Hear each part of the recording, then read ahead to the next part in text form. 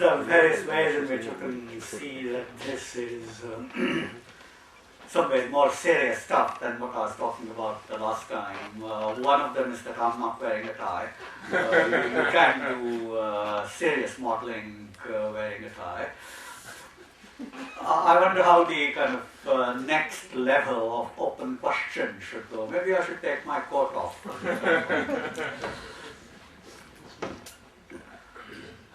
The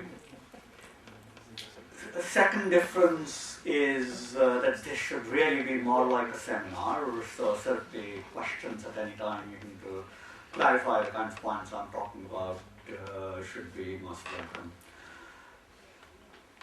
Let me begin though by setting things out in a little bit more general framework by talking not so much about models as about modeling, because this is the kind of thought that implicitly goes on when one is trying to build models to bring out questions or ideas that have come one's way through reading or observing or any of these ways. And particularly for graduate students, it would be good to have a kind of explicit statement of things one doesn't normally explicitly think about. So there are lots and lots of choices to be made when one is modeling, and it's good to be conscious of what's being done. Most of the models of the kind that I'm going to talk about are going to be game theoretic models, and so they'll first of all involve deciding who the active players in the game are. That's normally pretty obvious, but importantly specifying what kind of strategies are available to the players and the way in which they're going to interact. So first of all, you'll have to decide whether the game you're talking about is going to be played as a non-cooperative game or a cooperative game. That's are the strategies going to be jointly implemented? So what the players say they're going to do is credibly what they're actually going to do.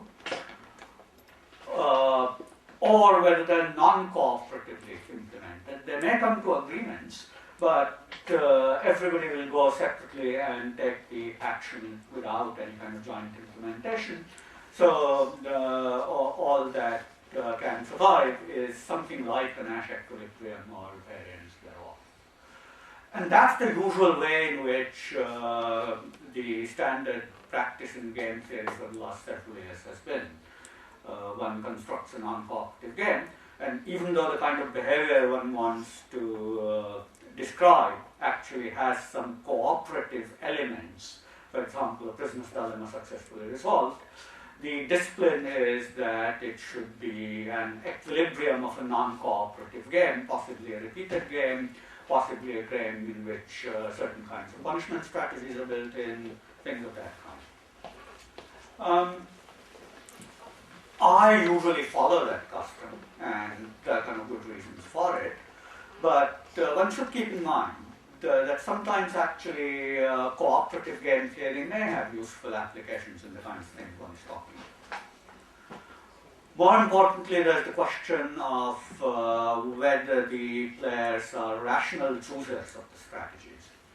And they may not be for various reasons, some of which come to us from behavioral economics. People may not actually have a full appreciation of the game they're playing, they may not be very good at calculating, they may not have consistent objective functions, they may have reference-dependent preferences, all the things of that kind. At least in this talk, I'm not going to be doing any of that. I'm going to be supposing that individuals are rational calculators, maximizers of consistent objectives, and in fact my objectives here for the players are going to be largely standard selfish ones, although of course they'll involve taking into account the future with appropriate discount factors, etc., etc. However, of course, the Nash equilibrium of a game played like that need not be optimal from the aggregate point of view. And this is an important distinction, whether any kind of suboptimality of the outcome can be traced to something not quite right being done by the players themselves individually, or something going wrong at the level of the interaction between them. And in some sense, I think, even though behavioral economics these days has emphasized the former, I think it's almost in some ways more subtle, more interesting, more important even, that things can go wrong at the level of equilibrium, at the level of interaction among players, even when the players themselves are perfectly classical economic maximizing agents. For various reasons. I mean, it's a kind of richer, complex in some ways description. And also the kinds of solutions to the problems that one observes are harder, some ways more interesting to think about, etc., than when individual choice is failing. If individual choice is failing, there are various ways of fixing that. For example, giving them different default options of the kind that people who talk about saving behavior describe. When things go wrong at the equilibrium level, essentially some kind of an overall system-wide change is necessary. And thinking about that, how that might come about, at least to my mind, is more interesting kind of exercise. I've wanted to write a book for which the title will be When Bad Equilibrium Happens to Good People. And I haven't found enough kind of stories to tell to write that, maybe one day. Well, is equilibrium what's going to happen at all? Or is disequilibrium going to persist for a long enough time? And we should be talking at some kind of dynamics, maybe dynamics involving some evolutionary process or something of that kind. I'm not going to be doing that. I'm going to be talking about equilibrium, although it may be an equilibrium of repeated gain. And anything I talk about dynamics will be at an informal level, a kind of a supplementary thing after the modeling is done. Then in the kind of thing I'm talking about, different kinds of gains will arise, and my focus will largely be on various kinds of business dilemmas. But there are gains of social interaction that are of other kinds. The simplest are coordination gains or assurance gains, where there is a good equilibrium and a bad equilibrium. And the good equilibrium can be sustained by people's self-interest. If you know that everybody else is going to be doing the right thing, then it's actually privately optimal for you to do the right thing also. The only problem then being you can be sure that everybody else is doing the right thing. And the standard theory is that this is a really, really simple game to solve. All you need to do is to point out in a very public way so it becomes common knowledge what the right thing is. Hey, everybody do this, and they'll do that. And the classic example of that is the traffic light. So Thomas Schelling says, whoever invented the traffic light must have been a genius. If you know that cars coming from the other side have a red light, then you go, and if cars coming from the other side have a green light, you have a red light, it's optimal for you to stop. Actually, that's not what happens always. There are exceptions to that. I don't know how many of you were in the lecture I was giving yesterday at the Higher School of Economics. Very few people. Maybe if there's time and we can get that done, if this is connected to the internet, we'll try and get one of those videos. But let me make this ad then.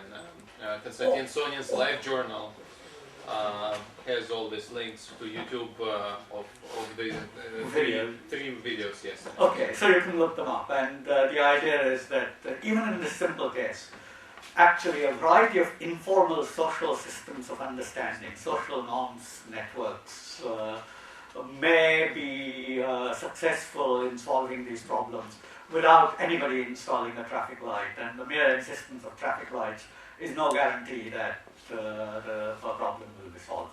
So even these assurance or coordination problems can be pretty subtle. And then there are a variety of bargaining problems where, for various reasons, the good outcome may be to have an agreement, and that's better than no outcome at all. But there are a variety of good outcomes that are possible, and the players disagree as to which of the good outcomes they would like to have, which involve other kinds of issues like commitment strategies, intertemporal compromises, and all that. But my talk is mostly going to involve prisoner's dilemma. Lastly, a little bit about the link between what I was talking about on Monday and what I'm talking about today. Monday, I was talking about case studies carried out by a variety of people. Today, I'm going to select a few little things from some of those case studies and develop pretty detailed game theoretic models of them. There's an immense amount of rich detail that's still there in case studies that's not taken into account in my models at all. So, for example, I was advertising quite a bit, I think, the book on the Sicilian Mafia by Gambetta, and also a couple of Gambetta's other books. I have probably exploited maybe 5% of Gambetta's book. There's 95% still left to be exploited, and I do highly recommend that people read that. Of course, the compensating advantage of taking that 5% and building a detailed model is that one acquires a richer, more in-depth understanding of those specific issues. So this is worth doing. But quite a lot is still out there in those case studies waiting to be done. And don't think that just because you've heard these models in lecture 2, that you can then forget about what was said in lecture 1. There's a lot that you can exploit from that. So with all that, let me turn to the first model, or a kind of example of a class of models. And this is the one of enforcing contracts, not by the government's courts because it's their job, but somebody doing it privately for a profit. So this is about prisoner's dilemmas. Remember I said that in almost all contracts, a deal is being struck that will benefit both parties. But each of the parties, if they cheat on the terms of the contract in various ways, will derive some private benefit while inflicting some harm on the other party. So what needs to be done to stop that happening is, first of all, have a system that makes it sure, or at least sufficiently likely, that any such bad behavior will be detected. And then secondly, having detected it, it will be penalized in the appropriate way. And without any kind of governance mechanism, neither of these things need happen. That's a problem. If left unresolved, that will mean that nobody will be entering into those contracts because they'll all believe that the other party will cheat on them. And, well, of course, if the other party is behaving honestly, then you cheat, so cheating is a dominant strategy for you. And when both are cheating, you don't go in that game. That's the prisoner's dilemma. You get a bad outcome. But, and here's a kind of general principle I like people to keep in mind, and this is almost, could be, if not lesson 1, at least lesson 3 or 4 of economics, that every economic problem is an economic opportunity. So what do we mean by saying that there's an economic problem? It means that something that would be socially efficient is not happening. There's some kind of social surplus that's not being realized. Why is it that an economic opportunity? If you can make it happen, you can put a proposition to the people involved, hey look, I'll make this good thing happen, give me a share of the surplus. And if you can do it for a cost that's less than that share of surplus, then you will make a profit by solving that social problem. So every economic problem is an economic opportunity. And somebody who can provide this kind of a governance can, in principle, do so for a profit. This is, although this is, as all analogies are, not a very perfect analogy. It's like solving a problem of double coincidence of wants. The two parties, A wants B to behave honestly and B wants A to behave honestly. If you, C, can get both of those things to happen, that those people could not on their own, you can deal with each of them, make them happen. And just as the issuer of money that helps A and B to transact, even though what A is selling may not be what B wants and vice versa, they are each able to trade for money and collect seigniorage from that. You collect fees from providing this service to people.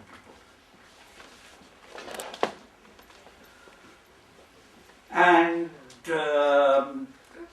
this is exactly the story, in somewhat more formal terms, of Gambetta's Don Pepe, whom I introduced to you on Monday. Remember, the cattle farmer said, we both need Pepe, and we both pay Pepe a commission. So, it's not that the cattle farmer is hiring Pepe to keep track of the butcher. The butcher also is Pepe's customer. Both sides are using him. And both of them are paying him a fee. Why is this helping? The problem, of course, is that the farmer and the butcher don't meet each other often enough. Each of them meets Pepe all the time. So what was a non-repeated game between them is being converted into two separate repeated games of each of them with Pepe. And this is really the way in which Pepe is acting almost as if he were money or the issuer of money. Two things about this. One is that there's nothing that automatically guarantees that Pepe will behave honestly. If Pepe gangs up with, let's say, the cattle farmer and tells the butcher, yeah, this is a good guy who will always sell you good animals, and then the animal turns out to be bad, the butcher has no recourse. By the kind of very definition of the situation, he can't go to the Italian court and say, look, this guy Pepe double-crossed me, fine him or whatever. The court is out of it.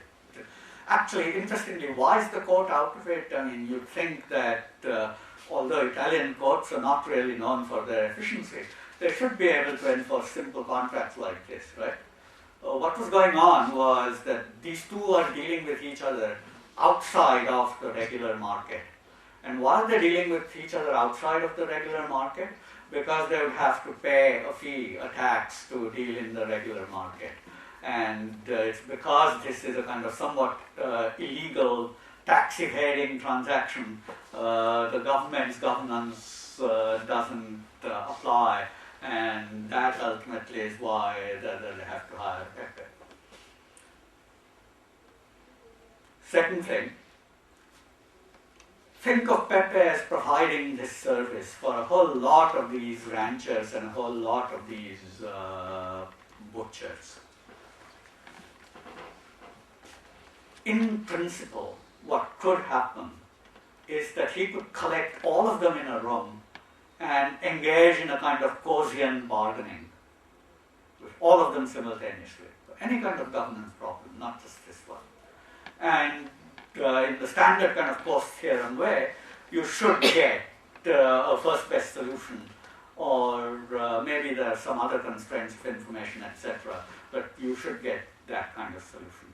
And I, in this model, don't pin down the reason for that, but that's not what's happening.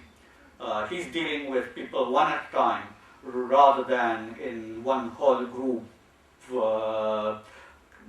proposing a kind of complete joint set of strategies, arrangements, etc., which could in principle have done better than what I'm going to describe. So let's set this up a little bit more formally now. Avinash, before you get to that, you mentioned this choice of formal versus informal. In some sense, this is similar to indeed a competition between two potential intermediaries, courts and Don Pepe. Oh, okay. And in that sense, it's not exactly true that this is a kind of monopoly service, right? Would you talk about it? Yeah, so, I mean, okay, I don't do this formally here, but there is going to be a third constraint on the fee Pepe could charge, which is the outside option of these people of going to the legal market and paying the tax. Okay. And I'm simply going to assume that what's going on here is less than that fee, because basically the constraints that will appear here on Pepe's fee will be the kind of internal dynamic incentive compatibility conditions that are of special interest here. But yeah, that's a correct point. So this is just a standard prisoner's dilemma that I've set up just to give you a simple illustration. So here in that story, player 1 would be the cattle farmer and player 2 would be the butcher. And each of them has a strategy of honest and cheat. Honesty on both sides gives payoffs H, cheating gives payoff C. H is bigger than C, and if you cheat while the other side is honest, you get the winner's payoff. If that happens, the honest person will get the loser's payoff. And I'm going to suppose that W is greater than H, greater than C, greater than L. That's the standard structure of the prisoner's dilemma. But moreover, I'm going to suppose, just for the purpose of exposition, you can do this the other way around, and you'll see in a little while what things come out of here that would not come out of the other. I'm going to suppose that if those guys didn't deal with each other at all, both of them would get 0. That's just the kind of reference point for this. I'm going to suppose that C is bigger than 0. That it's better to deal with each other even on a cheating basis. That may not always be the case. So, for example, if the butcher's cheating involved not paying anything at all, then the cattle farmer would get negative payoff, the cost of raising even that bad steer, but that's not what's happening here. Also, in my story of Pepe, there's no reason why this be symmetric. It could be perfectly well asymmetric. I could have H1, H2, W1, L1, etc. And in fact, in the book where I do this, or actually I think the book still has a symmetric story, but in the underlying research paper, I do the more general asymmetric case. Nothing greatly different happens. So in the theoretical model, these kind of games are being played by 1 and 2 picked randomly from a large population, so there is effectively no repeated interactions.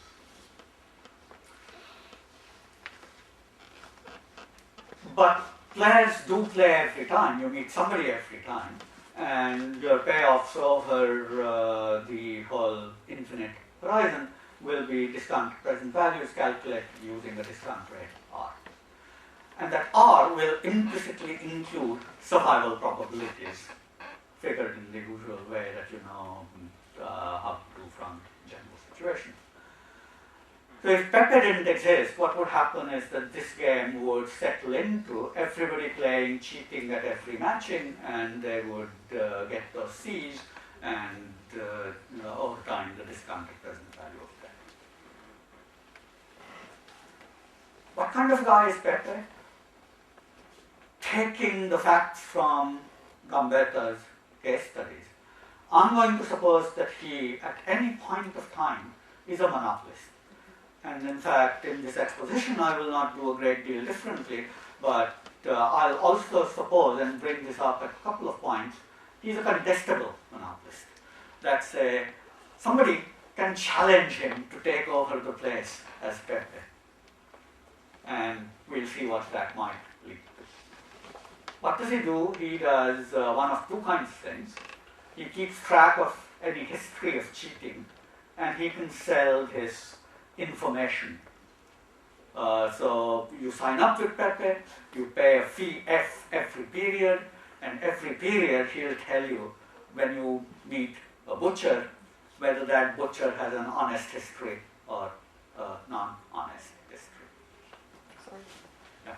Is there an option of not dealing with Pepe for the butcher? Yeah, I mean that is a part of the solution of the game. And so the Pepe also remembers the history of all deals that he was not involved in? Yeah, however, it's in his interest basically to forget that. So if you don't deal with him, but go on behaving honestly, he won't tell the other guy that he knows you have an honest history anyway, right? Because he has an interest in collecting the fee from you. Is past cheating verifiable at all? So if Pepe said to me that, look, this butcher is honest, how do you know that Pepe knows?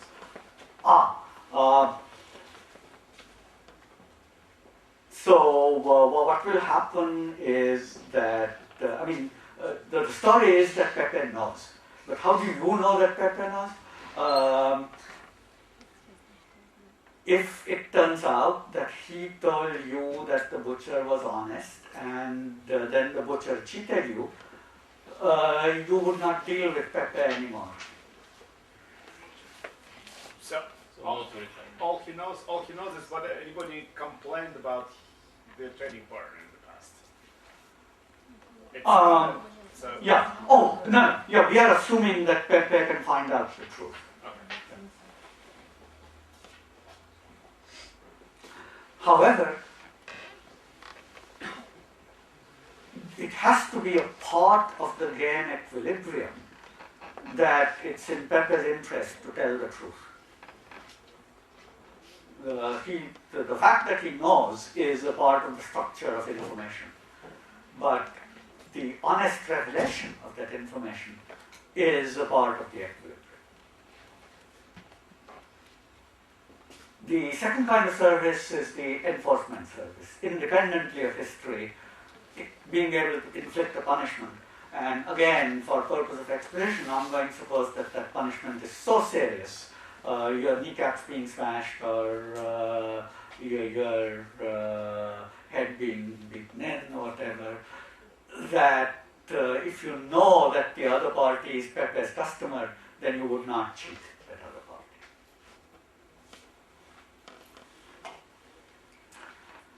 And as Sergei was telling you last time, the names I came up were these two separate roles, and I'll analyze them one at a time. Again, in the usual way, it's much easier to analyze things one at a time. When Pepe is in his information selling role, I'll call him info. And when he's in his kneecap smashing role, I'll call him info. It kind of sounds right in the context. So you're not assuming that kneecap smashing has to satisfy some sort of optimality condition for info. So it's Optimality. not. So it's not costly for info. It's not sufficiently costly. Yeah. Actually, there are kind of interesting stories, some of which I might get a chance to mention the story connected with that. Okay, so the game has to specify a whole lot of strategies. So for each trader, in principle, the strategies are sign up with Pepe and behave honestly. Sign up with Pepe and don't behave honestly. don't sign up with Pepe but behave honestly anyway, and don't sign up with Pepe and don't behave honestly. And the dynamic conditions for the kind of candidate equilibrium I'll be looking at has to check out that all the other actions are worse than my candidate equilibrium action. Is there information that the other party has signed with the Pepe is a free and available? In the usual way, equilibrium is you know that the game has this equilibrium, and the only kind of equilibrium I'm going to be looking at here is that everybody is signed up with that. And if you did not do that, Pepe would have the incentive to reveal that to you, and you would then of course have to check whether he has honest incentives to reveal that to you honestly. That would be another kind of thing you would need to do in a more general version of the game. Pepe's strategies are to reveal the information honestly, info strategies I should say. Alternatively, he could double cross, which say take the fee from the cattle rancher and take an extra fee from the butcher to tell the cattle farmer that the butcher is honest even when he's not. And actually there is a third strategy that I'm not going to be emphasizing here, but there is the extortion possibility, which is he tells the butcher, pay me more, or I'll tell the farmer that you are a cheater, even though you and I know perfectly well that you're not. And the game analysis has to have a condition that rules that out as well. In the interests of quick exposition, I'm going to leave that out as well. And the last point here is the question that you asked a little while ago, that if a non-customer gets cheated, it's in Pepe's interest to forget about this, because then that's a more profitable way for him to ensure that people sign up with it. So I'm going to be looking at only two types of conditions. Or first of all, I should say, if this were a simple one-sided opportunism problem, in a repeated context, you tell me, the way it solves this is something like an efficiency wage. The party that's got the incentive to cheat has to have enough of a surplus each period to offset their temptation to cheat. If by cheating once they got $100 and the rate of interest is 5%, then cheating is exactly like having 5% every period thereafter. And the person has to get at least $5, maybe $5.50 or whatever, of surplus each period from honest continuation of the game to keep them honest. So, what would the corresponding condition be? Let's suppose the customer cheated. Then one period he would get an extra W minus H. The interest on that every period thereafter would be R times W minus H. And that's what cheating would get you thereafter every period, if the consequence of cheating is that you could never deal with anybody thereafter. And that's what will happen in the kind of equilibrium I'm looking at. If you cheated once, the next period you met anybody, everybody is Pepe's customer, everybody is Info's customer. They would ask, what's the history of this guy? Pepe would say, that guy cheated. And they would not deal with you, and you would only get your outside option of 0. So if you cheated, every period thereafter, it would be like getting R times W minus H. It's merely the interest on your past cheating. What would you get if you stayed honest? Oh, sorry, no, I said that wrong, right? Actually, I should write this down in a better way. I'm looking at the case where the payoff from cheating, C, is positive. So if you cheated once, the one time you would get the big W minus H. And thereafter, every period, you would be getting R. Okay? But then also every period thereafter, when Pepe said you are a cheater, that's the guy you have met this time. It's okay for him to deal with you and get the C anyway. And so you would also get the C. I was kind of giving you a wrong version of the model in what I spoke a little while ago. Sorry about that. What would happen if you stayed honest? You would get H every period, but you would be paying Pepe a fee of F. And it's then got to be the case that the consequence of cheating is no better than the consequence of staying honest to keep you honest. Presumably there are many of those butchers and cattle raisers, because otherwise, there should be fork theorem, right? Working. There should be a cooperative equilibrium without any pepper. So then the question is, how many of them are there, and so what are the constraints on pepper dealing with all of them?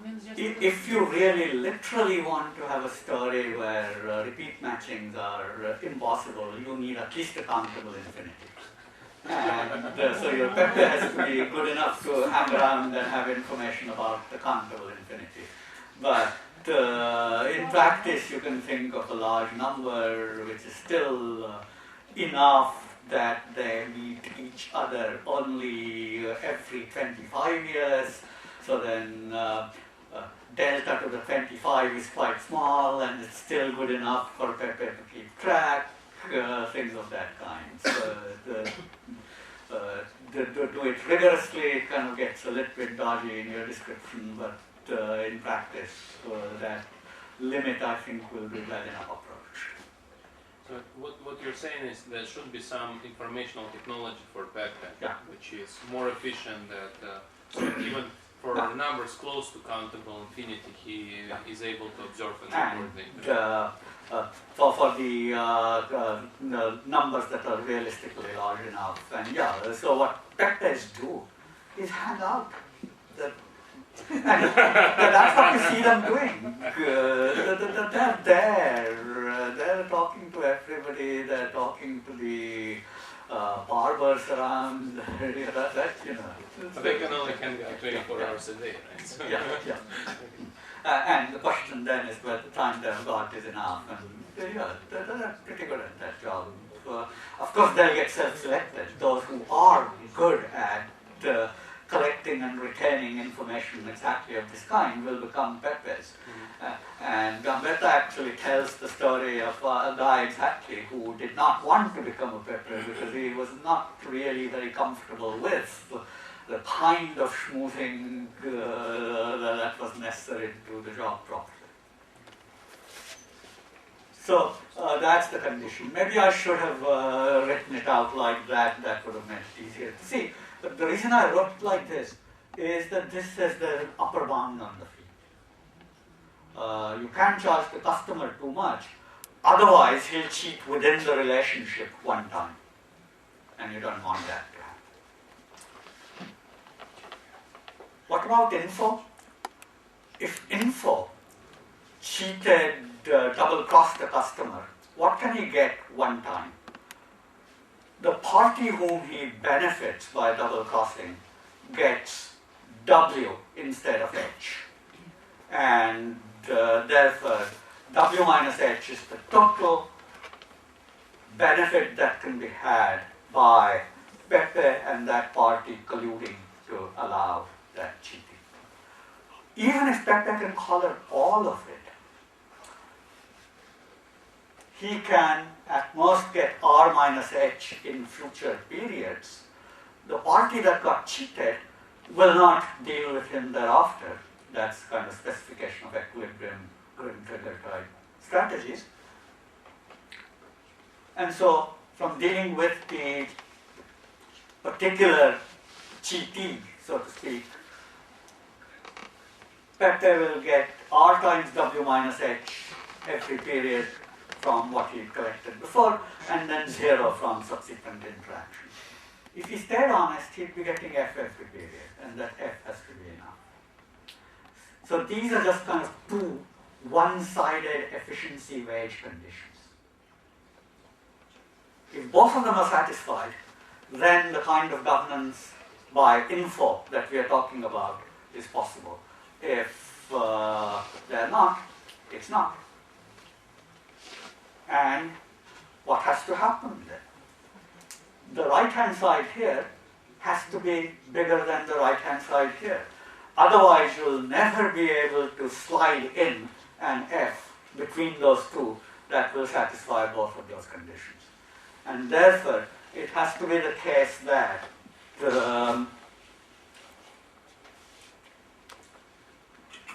H minus C has to be bigger than 2R times W minus H. And that ultimately says that R has to be sufficiently small. There's got to be sufficient patience in the system.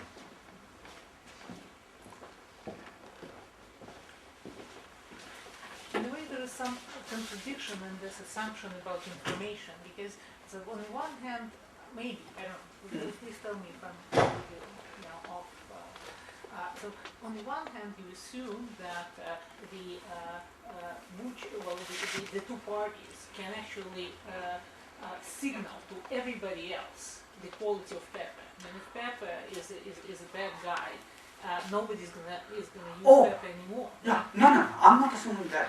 I'm saying that simply the particular rancher who got cheated, who got double-crossed by Pepe, will not deal with him anymore.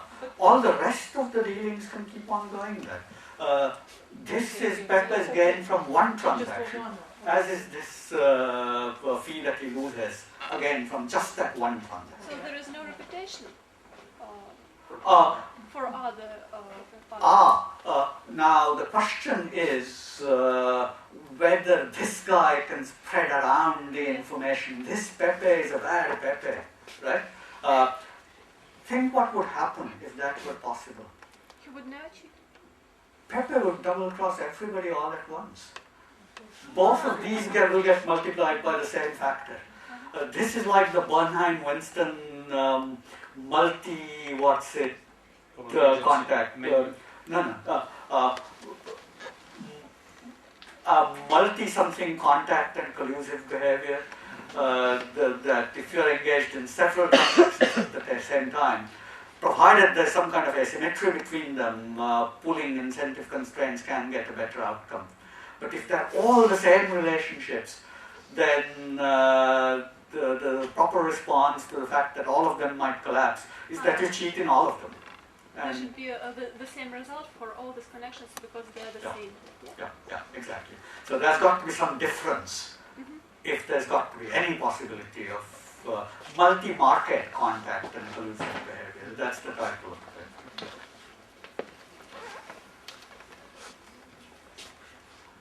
So this then comes back to the question of Pepe being a contestable monopoly. So let's suppose that the fee is quite substantial and it's attractive for other people to try and muscle in on this. So they'll challenge Pepe for his position.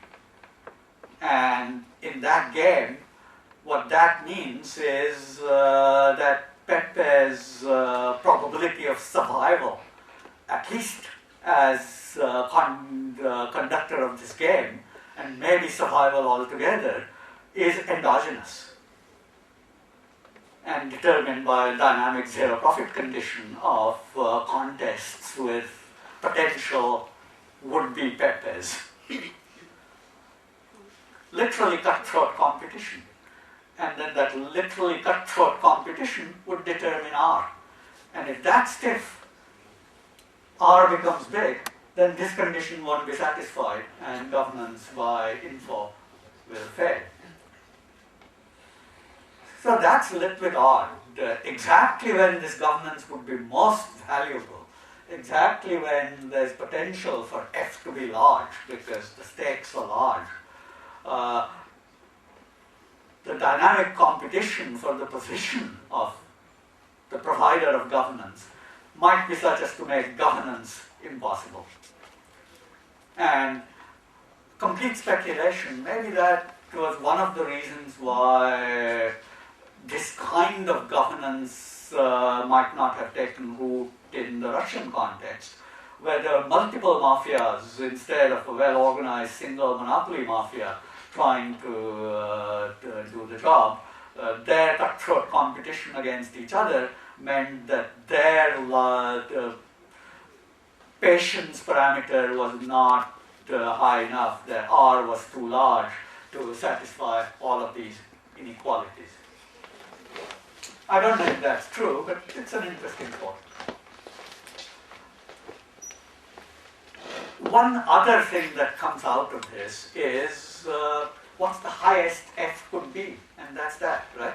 So you can generalize this by having heterogeneous people with different W's, H's, all the usual kind of things, but once you've done that, what you've got here is a theory of the optimal pricing for the mafia's governance services.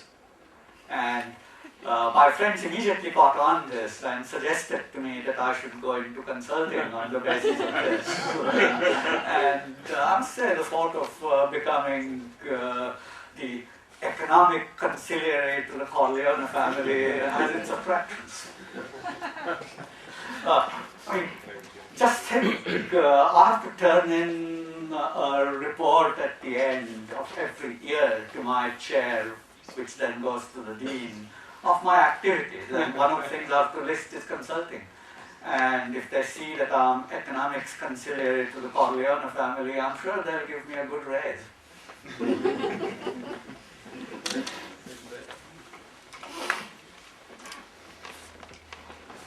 Okay, N4. N4 doesn't care about histories. He can keep people disciplined by threatening really violent physical punishment. And I'm just supposing that that's high enough. Let's think of a candidate equilibrium again, in which everybody is N4's customer. And everybody behaves honestly. What happens now to somebody who cheats on N4? Here you are, you stay honest and you can get H minus F. If you cheat, you will get W. So W minus H, you will collect R on that. Maybe for one period, your leaks will get smashed and you will have very large hospital bills at least, which will probably kill off that R times W minus H. Thereafter, what will you be able to do? Will you be able to do the kind of thing that you were when info was the person at stake? Info says to the other party, yeah, he's a cheater, but dealing with a cheater is still alright for those guys. Presumably not, because you deal with N4's customer and cheat again, your kneecaps will get smashed again. So if you cheat N4, the best you can do is skip town and go off somewhere where even N4 can't find you, or his colleagues can't find you. And I'm supposing that the payoff from that is the outside option, 0 at best. And so, H minus F staying honest, 0 staying cheating. So the condition for honesty is simply H minus F greater than or equal to 0 or F less than equal H. And so H is the maximum info can extract. What could info extract? Info could extract much less. He could extract H minus C minus something else again. Remember I said that Gambetta's case study had found that the kneecap smashing service commanded a higher fee than the pure information service, and said that we had to look not for cost reasons but for demand side reasons, what people were, so to speak, willing to pay for that service. This is the answer. People are willing to pay more for enforced service because the alternatives are much worse in that case. Yeah. When we think about reality,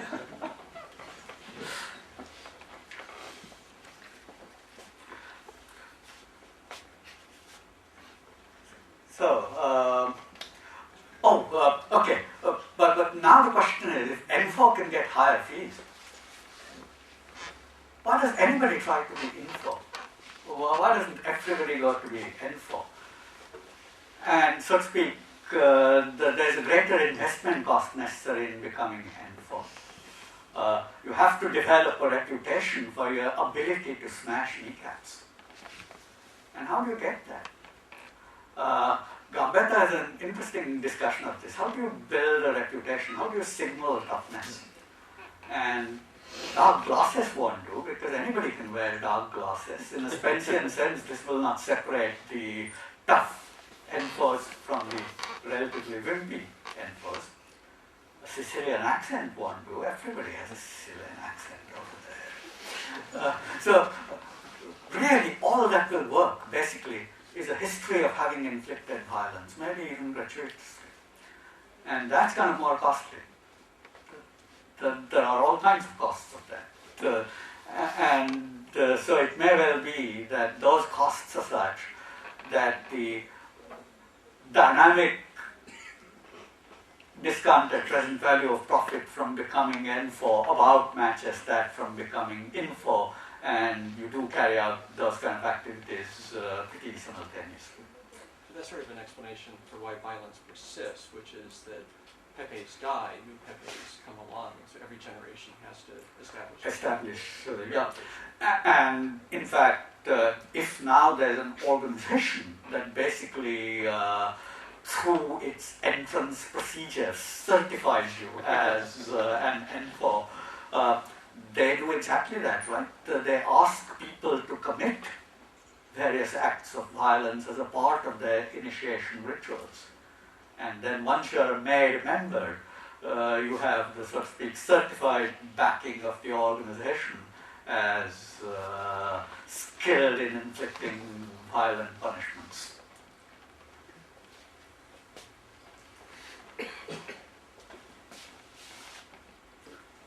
Okay, actually, I've taken a lot more time on this than I meant to, so let me leave some of the other things and just tell you about what's been done, what's not been done. Some basic facts come out of the model very nicely, like the fact that both sides sign up with Pepe as his customers, and the fee is higher for the info service than for the info service. It leads to results like info will in principle lead to a socially suboptimal equilibrium, because he can even extract more than the social surplus he contributes. But as I said, there's a whole lot that's left out, and it's worth thinking about. One of the things that's left out in an important way is that I've only looked at equilibria in which everybody signs up with info or info. And that's not the case in practice. In fact, almost deliberately, in some cases, the mafia will not sign up with everybody. They'll leave some people unprotected, partly as a kind of demonstration to others of what the consequences of being unprotected are, which may not be obvious to them. So, Gambetta again has a nice phrase for that, the mafia is in a regulated way injecting distrust. So people are afraid of dealing with those who are not customers, those who have been left out are in a bad situation, and the others then want to sign up, all those kind of things. One other thing that's kind of not so much in the mafia context, but in other contexts, if you think about this, it becomes important. Number of these associations that provide some governance services of this kind provide other services as well. So, number of business associations in small towns or even in moderate-sized cities will provide some governance. That's they'll be ready to publish a list of people who have not behaved well. Better business bureaus are an example of this in America. I don't know if anything similar exists. A business association that invites complaints from the public and is willing to, after some investigation, publicize them. Because that then improves the reputation of the members who are behaving honestly. But they do other things. They provide matching services as well. So I simply suppose that people were matched randomly, whereas in reality very often people search for good matches versus maybe not so good matches in terms of what's the surplus available from dealing with the other guy. And the business association is a good way to do that. They have meetings, they have information availability, etc. People get together to exchange business cards and talk about what opportunities might exist. They're providing matching services. And there's some complementarity between the matching service and the governance service, because they can, as a part of the punishment for misbehavior, cut you out of the matching function as well. And I actually suggested this to a couple of Princeton students who have more or less done this now as a part of the thesis. So this was kind of offered last summer, where when I first developed these things as a research opportunity, but this one is kind of gone now. So. Well, the question is, the punishment, as you have told us, is harsh enough, and what for should we? And what is the reason for this punishment concerning matching services? Kneecap smashing is harsh enough, but the Better Business Bureau or the Businessmen's Association is not smashing kneecaps. So we consider the case where there is no info. Yeah. So this is a pure kind of internal info association. Thanks. Well, in Russia there are business associations which will also smash kneecaps. Oh, okay. Thing I've not looked at all is the internal structure of the mafia, hierarchy. Is there a possibility that kind of higher ups keep the lower downs honest, or control the cutthroat competition that might exist between different people? And yeah, if you read at least some American crime novel books, you ever read any by George Higgins? Friends of Eddie Coyle, Cogan's Trade, they're all set in Boston, actually, which kind of added interest. And they describe a number of things like that, the way in which they allocate territories, there's career concerns, promotion incentives, etc., that come out very nicely. So I've not looked at that in this model. So in this model, there are a lot of opportunities for doing more. And you should certainly read Gambetta's book, and maybe some of you will pick up some of those.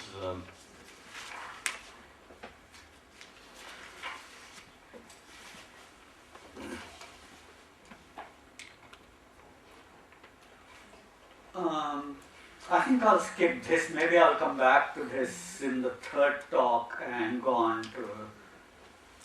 We teach that in contract theory. That's an advertisement, the relational contracts. Ah, okay. Oh, in that case, it's perfectly the right decision to skip it and go on to this one. Here, there's no third-party intermediary. This is what I was calling multilateral but second-party governance. And the idea there is there's a large group. People meet from time to time, matched in pairs. That's not itself persistent enough, but what will happen is that if one of the parties cheats the other, various others may get to hear of this, presumably because the party that's been cheated will complain. And if that gets done, then the next time the cheater meets somebody else, they will not deal with him either. By the way, you need to do something to avoid the risk of false accusations. That's true, but I'm leaving that aside. At least in the model, there are no reasons for false accusations. And one kind of hopes they're rare enough that we can realistically ignore them. I'm ignoring them anyway. What you find from case study literature is that these kind of things work well enough so long as the community that's the multilateral enforcement arrangement is small enough, stable enough, well-connected enough, etc., etc. And those things kind of get together. As the size increases, the communication links become weaker and weaker, and at some point maybe they're not good enough for the purpose.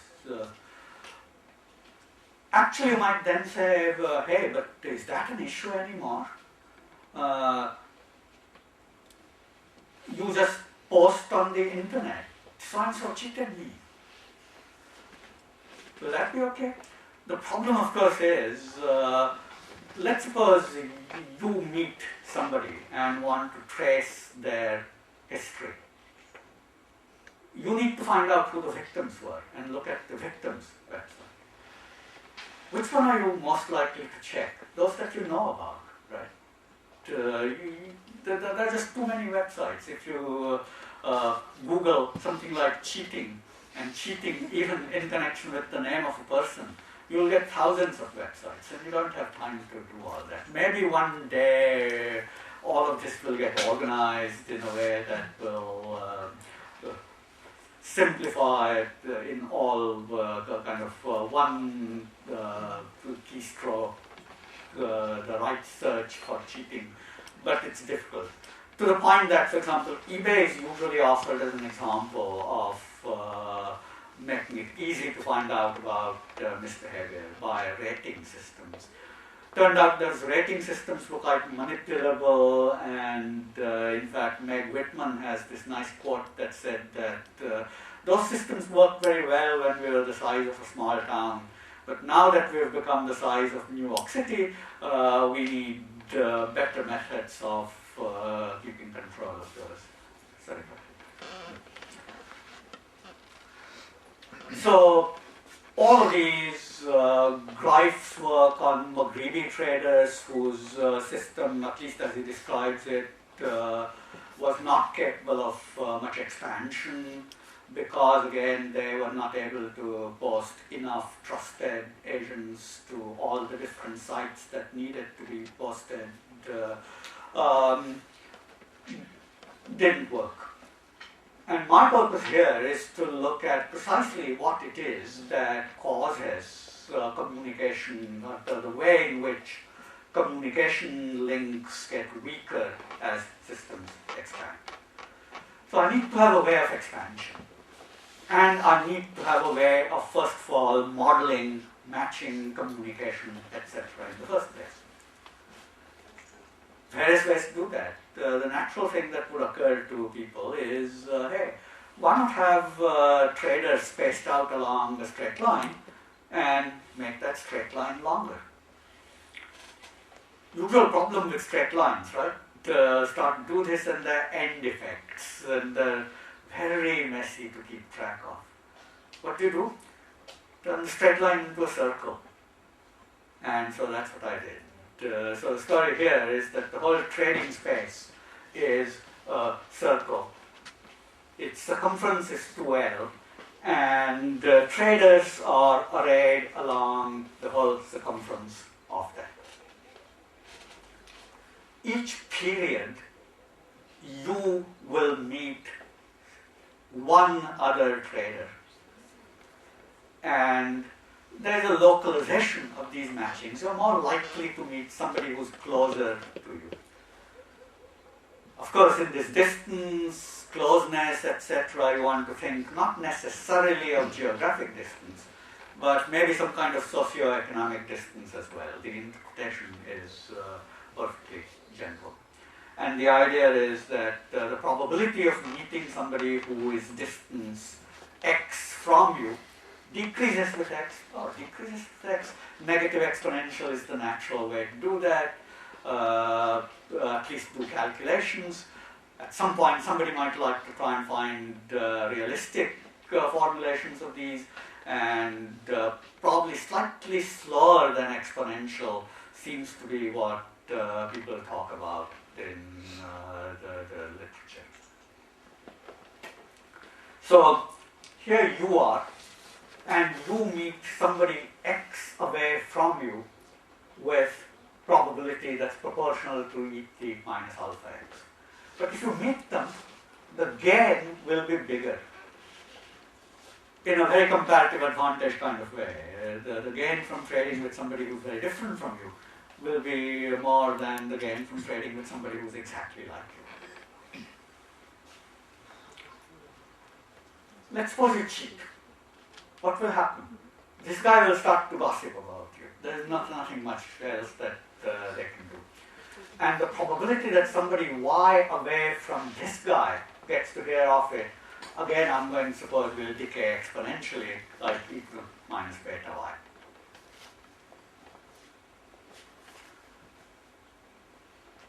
And my question is then, what's the structure of equilibrium going to be? It's pretty obvious conjecture that needs some math to verify that you will behave honestly dealing with people who are close to you, because you're likely to meet other people close to you more often in the future, and they are likely to have heard of your cheating from this other person himself close to you with a higher probability. Of course, there's an offsetting factor to this, namely the gain from trading with these guys you might think is small anyway, so maybe you'll take that cheating. But it's going to be the case that for conversions of the whole expected gains, this parameter theta will have to be less than that alpha, and that will be part of what then drives the results. That offsets the other factor that I was talking about. Does the gain increase even if parties cheat or not? Yeah, in this case the whole proportional gains, the whole matrix of the prisoner's dilemma gets multiplied by different x.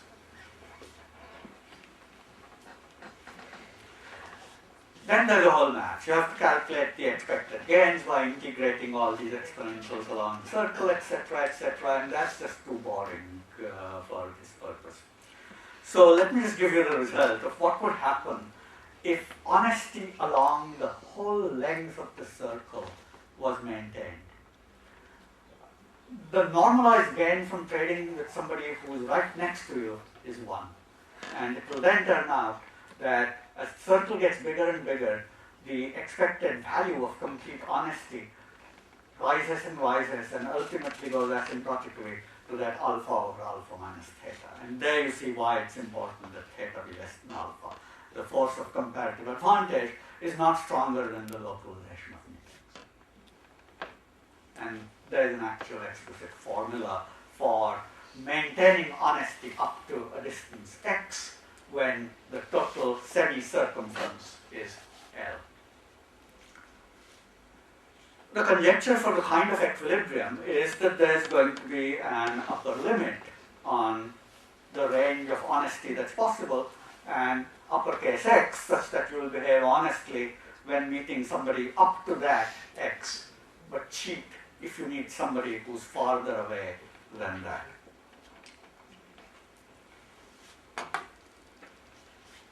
And these are the results that come out when you try out that as a candidate equilibrium, which is that as long as L is less than an upper limit L star, which of course depends on all those parameters alpha, beta, and theta, honesty over the whole circle is possible. Those are the kind of small, nicely self-governing communities. Communication is good enough, etc., etc. But if L increases beyond that L star, in most of the cases you look at, there is a kind of more complicated thing in the paper that pins that down precisely, but the maximal range of honesty actually goes down. Not that it doesn't increase proportionately with the size of the circle, etc. It actually physically goes down. It's kind of weird, but turns out that there is a very nice simple intuition for that. And you can see that by contrasting a circle that's of size exactly L star, so the distance from you at O to the diagonally opposite person at P, whether you go along the left or the right, is L star. With a circle that's slightly bigger, you do that, as it were, by just pulling that point P apart a little bit into a P1 here and a P2 here, and inserting more people between P1 and P2. Make the circle a little bit bigger. And actually on Monday, somebody asked a question, can't you increase the amount of trade simply by increasing the density along the circle? And I said, yeah, if you did that, there'd be no issue, because both gains and losses from cheating would increase proportionately, etc., etc. What's being done here is increasing the whole space over which trade is taking place. So this is more like new goods appearing that can be traded, or barriers to international trade being liberalized, or things of that kind. Okay, suppose you do that. Now, by the definition of L star, if you met somebody at P, you would be exactly indifferent between behaving honestly and cheating. What if you meet somebody at P1? Previously, when you met somebody, let's say, just epsilon to the right of P, the probability that somebody just to the left of P would hear of your cheating would be 1. Here now, if you cheat somebody who's just to the right of P1, the probability that the same person who's now just to the left of P2 hearing is strictly less than 1. And that's what tips what was previously indifference into definite preference for cheating. And again, in a complicated way, that theta being not too large comes in, because you would be worried that if they heard, if all these people in the middle heard, you would lose trade with them, etc., etc. But you can look at the details why that can be ruled out, as long as theta is not too large. So your indifference is tipped into preference for cheating at P1, and by continuity, your preference for people who are a small but finite distance closer than P1 is also now for cheating. And that's why that range of honesty X has actually strictly, in absolute terms, gone down.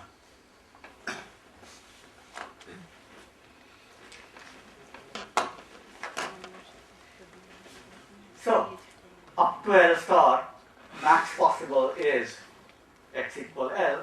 Beyond that it goes down, and for some parameter values it might actually collapse to 0. What will then happen to the value?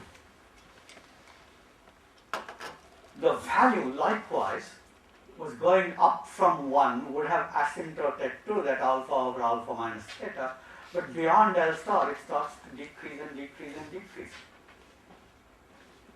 Okay, now bring in a third thing. Now bring in the possibility of formal governance by an outside party. And this could be a private party, it could be the formal law. Let's suppose that that can be done at a cost C per unit length along the circle. So charge C and perfect governance is possible. And therefore perfect honesty is possible. What will be the value of that? That will be just this curve that we had before, minus C, translated down by C. So now there are various possibilities: informal governance that works, informal governance that starts to decay, and formal governance that costs C. Take the best of those possibilities, giving everybody the best of the doubt, and you get this part up to L star, then decreasing, and then increasing again. That's the value that's possible using the best available system. Couple of things about this. First of all, there's a kind of people of the middle size, trading communities of the middle size, that are in really bad shape. They're worse than either fully self-governing ones of almost L star or much bigger ones that can use formal governance. In these middle ones, informal governance doesn't work, communication has gotten too weak, but formal governance is not yet cost effective. Second, it's possible entirely that this C is too large. This thing never rises to this height. So it's possible that formal governance over the whole world, which might be big, would be worse than chopping up that world into little self-governing circles of size L star. And so that's my anti-globalization theorem, equipped with which I can join my friends like Danny Roderick and Joe Stiglitz and so on. And, they don't even have a theorem, they just have kind of arguments. But C could depend on L as well. C, no, yeah, I'm supposing that C is just a constant, but you could do a variety of things. You could make C a function of L, you could bring in the cost as a purely lump sum fixed cost, in which case you'd be subtracting not a constant height but a rectangular hyperbola. And in that case this would rise to the full asymptotic height here, and then the problem I was describing could not happen. So you could do a variety of different things along those lines. So you also. Did you think about what would happen if you have 2 dimensions, actually? Meaning that if you don't have just a one-dimensional circle, but there is middle in there as well. I mean, is there some of this non-linearities would be like artifact of the fact that this is like that you basically break this distance when you increase the circle? I mean, is this break the distance? I don't know. Have you actually, no, I don't. What would happen if you think about that as literal distance, not social economic distance, but literal distance, and these are countries. Say you have a round country, but then the country unites with another country, and the trade barriers break. What would happen? Yeah. Okay. No. That is an interesting formulation that I have in mind as a possible generalization, but I have not done that. So you're saying there's one circle here, a completely different circle here, and now you bring them together into one system with some kind of a communication possibility across from here to there, etc. No, I've not done. Yeah.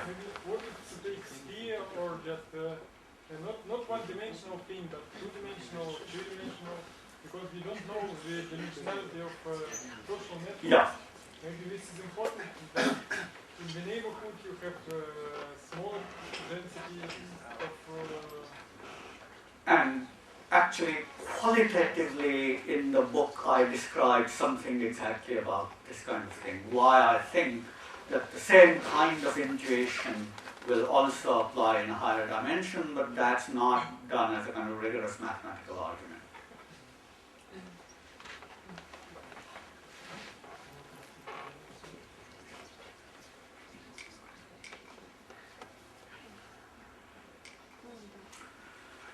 So again, kind of thinking about this, we have some new kind of results, and in particular the idea that once communities get past the stage of full self-governance, actually things can get absolutely worse is a new and interesting one. The idea that intermediate sizes might be worse than really small or really big ones. Actually, whenever I've given this seminar and ideas of this in Italy, they've always said, "Oh, that's absolutely right, and Italy is in the middle."